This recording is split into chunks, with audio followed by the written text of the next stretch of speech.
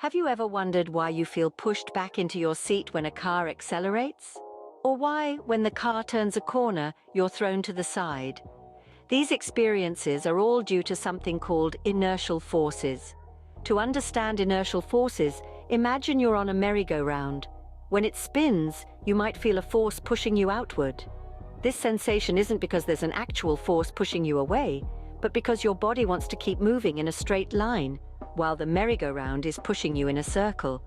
This is the essence of an inertial force. Inertial forces come into play whenever there's acceleration, which in physics terms means any change in velocity. This could be speeding up, slowing down, or changing direction. The force you feel is your body resisting that change. This is all thanks to Newton's first law of motion, which states that an object in motion wants to stay in motion, and an object at rest wants to stay at rest. But let's not stop there.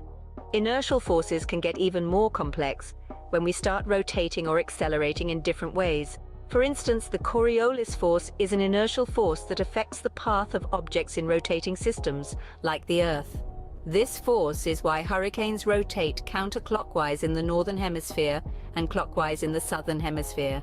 Then there's D'Alembert's principle, a concept that involves using inertial forces to solve problems in dynamics. This principle essentially allows us to convert a problem in dynamics into a simpler problem in statics, where things aren't moving.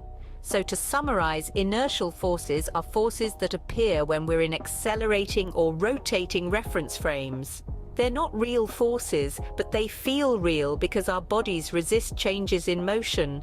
These forces help explain everyday experiences, like why we're pushed back into our seats in a car. And they're also key to understanding more complex phenomena like the rotation of hurricanes.